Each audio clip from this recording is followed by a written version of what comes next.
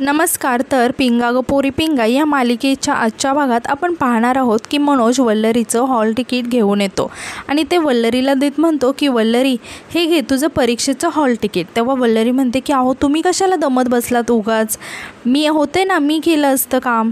यावर मनोज म्हणतो अगं तूही तर प्रेरणाताईंच्या लग्नात खूप दमलेली आहेस आणि आता मला असं वाटतं की तू फक्त अभ्यासावर लक्ष द्यावंस. आता उद्या तुझा पेपर आहे ना, मग फक्त अभ्यास कर, तू कुठेही वेळ वाया घालवू नकोस आणि हे हॉल तिकीट जरा जपून ठेव. तेव्हा वल्लरी म्हणते की ठीक आहे. इकडे आता वल्लरीची सासू हे सगळं बोलणं चोरून ऐकते आणि मनातल्या मनात म्हणते की आला मोठा बायकोचा बैल कुठला, असं म्हणत ती रागाने मनोजकडे बघायला लागते. तर इकडे वल्लरी ते हॉल तिकीट हातात घेते आणि ते कपाटात ठेवण्यासाठी तिच्या रूममध्ये जाते. तेव्हा आता हे तिची सासू लगेच लपून त्याकडे बघायला लागते की वल्लरी ते हॉल तिकीट नक्की कुठे ठेवते. आता वल्लरी ते कपाटात ठेवते आणि हे सगळं तिच्या सासूने बघितलेलं असतं. तर इकडे आता आपण पाहतो की तेजा झोपेतून उठते आणि लगेच प्रेरणाला आवाज द्यायला लागते आणि म्हणते की प्रेरणा ब्लॅक कॉफी दे गं. आणि तिचं किचनकडे लक्ष जातं, पण किचन रिकामाच असतो आणि आज प्रेरणा नसते त्यांच्यात, त्यामुळे तिला खूपच उदास वाटतं आणि ती तिथेच डायनिंग टेबलजवळ बसत तितक्यात आता मिठूलासुद्धा जाग येते. आता मिठू तेजाला गुड मॉर्निंग म्हणते. तितक्या श्वेता ही आंघोळ करून बाहेर येते आणि तेजाला म्हणते की गुड मॉर्निंग, पण तेजा मात्र काहीच रिप्लाय देत नाही. तेव्हा मिठू आणि श्वेता तेजाकडे बघायला लागतात. तेजा आता खूपच इमोशनल झालेली असते आणि तिथे शांत बसलेली असते. तेव्हा श्वेता विचारते की तेजा अगं काय झालं, असं का बसली इथे. तेव्हा लगेच श्वेता म्हणते की मी तुझ्यासाठी कॉफी करून आणू का. तेव्हा तेजा म्हणते की नाही नको, अगं मी नेहमीप्रमाणे झोपेतून उठली आणि प्रेरणाला आवाज दिला की माझ्यासाठी ब्लॅक कॉफी आण, पण तेव्हाच माझ्या लक्षात आलं की आत्ता प्रेरणा नाही आहे आपल्यात. कसं आहे ना, किती सहजपणे आपण एखाद्यावर सगळ्या जबाबदाऱ्या टाकून मोकळ्या होतो ना गं. प्रेरणा सगळ्या गोष्टी कसं हसत हसत पार पाडत होती, तिचे डबे, त्यानंतर आपल्या जेवणाची सोय, आपल्याला हवं नको सगळं बघत होती प्रेरणा. तेव्हा श्वेता म्हणते की हो ना, ती व्यक्ती आपल्यापासून दुरावली की तेव्हाच आपल्याला तिचं महत्त्व कळतं गं. तितक्यात आता मिठू म्हणते की प्रेरणादी आपली ताई होती, आई होती, आपली चांगली मैत्रीण होती, खरंच प्रेरणादी आपल्यासाठी किती करत होती गं. असं म्हणत या तिघींनाही प्रेरणाची खूपच आठवण येत असते आणि तिघीही खूपच इमोशनल झालेले असतात.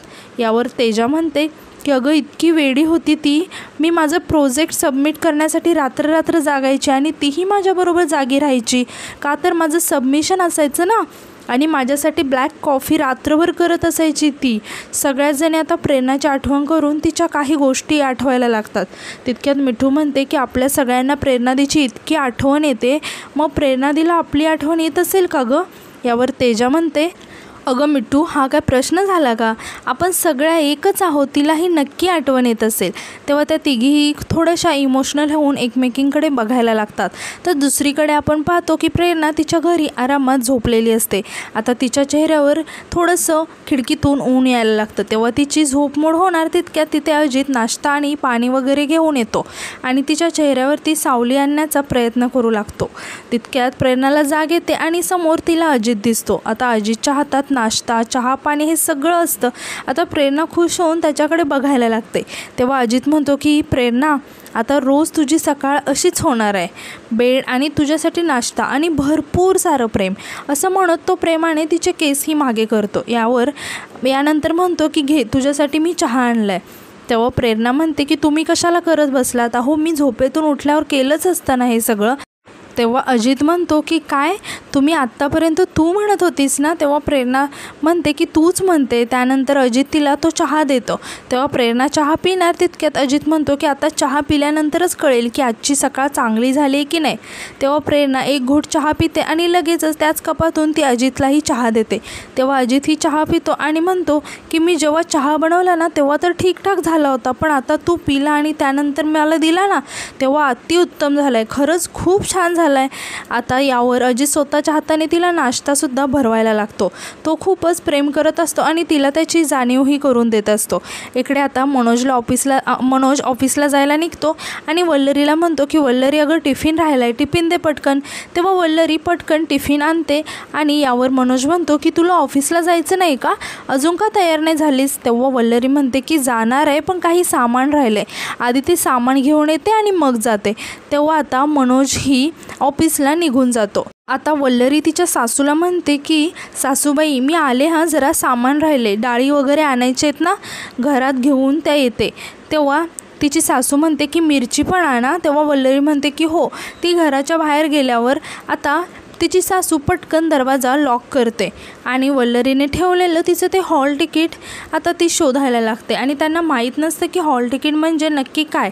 त्या म्हणत असतात की नक्की कसला कागद दिला मण्याने तिच्याजवळ, बँकेचा तर नसेल ना कागद, तिच्या नावावर काही केलं तर नाही ना मण्याने, असं म्हणत तेही कागद शोधायला लागते. तितक्यात आता तिला तो कागद सापडतो आणि ते हॉल तिकीट म्हणजेच काय याचा विचार करत असतात.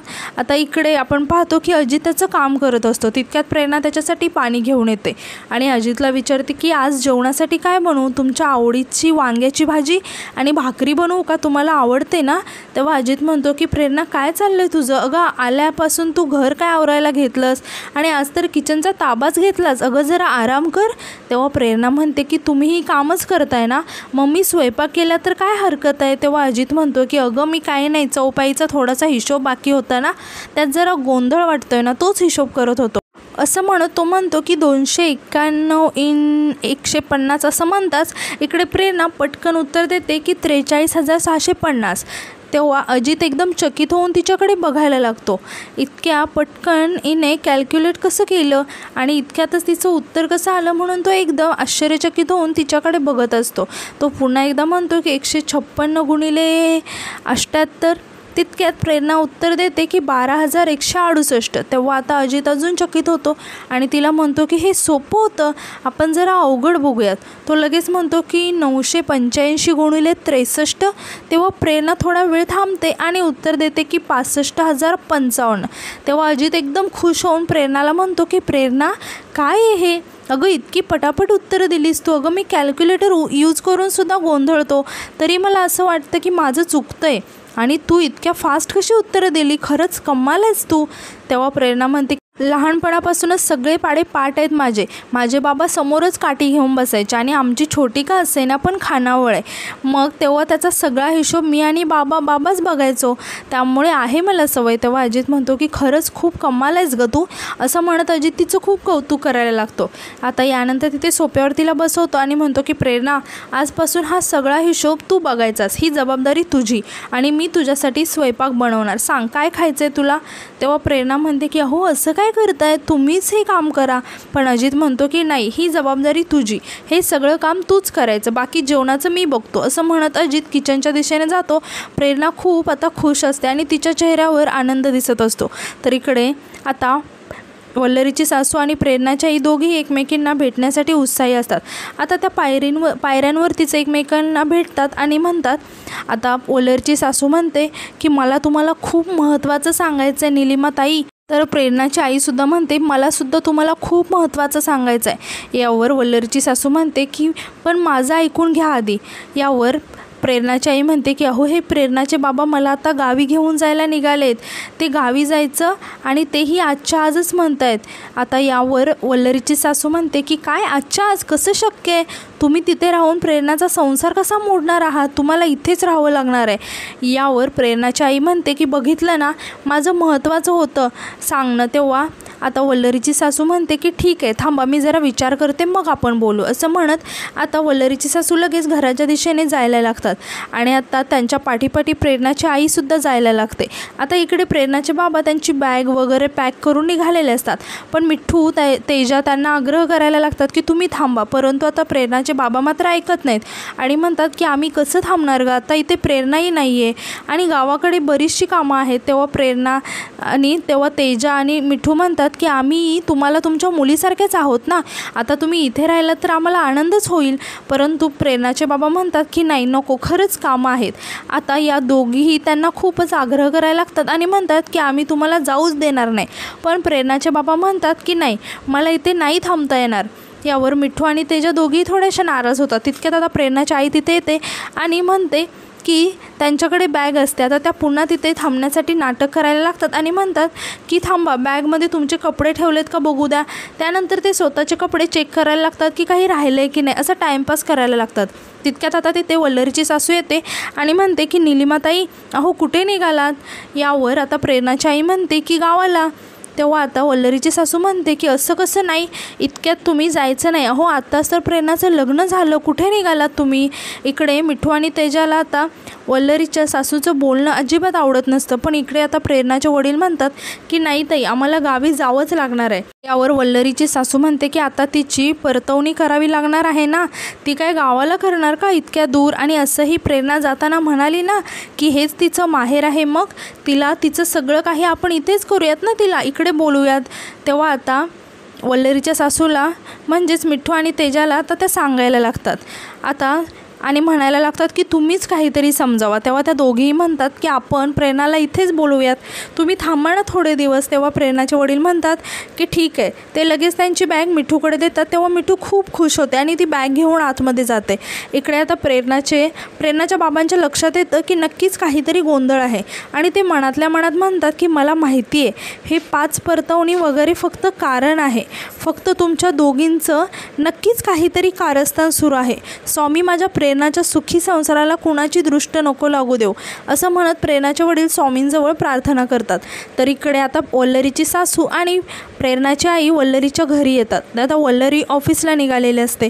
आता निलिमाताई म्हणतात की काय गं, तुझं घरात पाय टिकतच नाही वाटतं, घरातली कामं वगैरे कोण करणार, सारखं बाहेरच असतेस तू. आता वल्लरीची सासू प्रेरणाच्या आईला थोडंसं बाजूला घेऊन म्हणतात की निलिमाताई अहो काय बोलताय, माझी सून खूप गुणाची आहे, ती ऑफिस, तिचा अभ्यास, त्यानंतर घरातली कामं सगळं काही बरोबर मॅनेज करते आणि तिला काहीही बोलू नका, मला अजिबात आवडणार नाही आहे. तर इकडे वल्लरीच्या लक्षात येत असतं की इंदुताई म्हणजे तिची सासू मुद्दाम खोटी बाजू घेतात तिची. पण आता वल्लरीची सासू म्हणते की वल्लरी अगं पाण्याची बॉटल घेतलीच ना तू, बाहेरच पाणी वगैरे पिऊ नको, उगाचच आजारी पडशील, घेतलीच ना बॉटल. तेव्हा आता वल्लरी म्हणते की हो मी घेतली पाण्याची बॉटल, असं म्हणत वल्लरी म्हणते की येते मी आणि ती लगेचच तिथून निघून जाते. आता ती गेल्यानंतर इकडे वल्लरीची सासू आणि प्रेरणाची आई त्यांचं कारस्थान सुरू करतात. यावर आता प्रेरणाची आई म्हणते की सांगा आता कशाला बोलवलेत मला, काय महत्त्वाचं काम आहे. तेव्हा आता वल्लरीची सासू सांगते की तुमच्या तण्याला कॉल करा आणि त्याला विचारा की हॉल तिकीट काय असतं. तेव्हा आता प्रेरणाची आई म्हणते की निलिमाताई काय हॉल तिकीट, ठीक आहे विचारते. त्यात लगेच आता त्या तनूला कॉल करतात. आता प्रेरणाची आई फोन स्पीकरवर ठेवते आणि तनूला विचारायला लागते की हॉल तिकीट म्हणजे काय रे. तर तो हॉल तिकीट म्हणजे नक्की काय हे त्या दोघींनाही सांगायला लागतो आता आणि विचारतो की आता काय परीक्षेला बसणार आहेस की काय तू, हॉल तिकीट शिवाय परीक्षेला बसता येत नाही, हॉल तिकीट परीक्षेसाठी खूप खूप महत्त्वाचं असतं. तेव्हा आता प्रेरणाची आई पुढच्या गोष्टी त्या तनूशी बोलू लागतात, पण आता वल्लरीची सासू मात्र फोन कट करतात. तेव्हा प्रेरणाची आई म्हणते की कळलं ना तुम्हाला हॉल तिकीट म्हणजे काय. यावर आता वल्लरीची सासू म्हणते की हो हे बघा माझ्याकडे काय आहे, असं म्हणत त्या वल्लरीचं हॉल तिकीट आता प्रेरणाच्या आईला दाखवायला लागतं. ते बघून आता प्रेरणाची आई म्हणते की याच्यावर तर वल्लरीचा फोटो आहे. तेव्हा आता वल्लरीची सासू म्हणते की वल्लरीचं हॉल तिकीट आहे, आता बघा मी काय करते ते. आणि त्या लगेचच इथे जाऊन दिव्यावर पकडतात आणि ते हॉल तिकीट जाळून टाकतात आणि तिथेच आजचा एपिसोड संपतो. तर उद्याच्या भागात आपण असं पाहणार आहोत की वल्लरी तिचं हॉल तिकीट शोधत असते आणि मनोज म्हणत असतो की अगं कुठे ठेवलंस ते, सगळीकडे शोधत असतात ते दोघंजण, पण त्यांना मात्र कुठेच ते सापडत नाही. आता इकडे वल्लरीची सासू मनातल्या मनात खुश होऊन म्हणते की आता बघतेस की तू परीक्षेला कसं जातेस ते, असं म्हणत ते रागाने तिच्याकडे बघायला लागतात आणि तिथेच आजचा एपिसोड संपतो. तर आजचा एपिसोड तुम्हाला कसा वाटला हे कमेंटमध्ये नक्की सांगा आणि अशाच नवीन एपिसोडसाठी आपल्या चॅनलला सबस्क्राईब करा. धन्यवाद.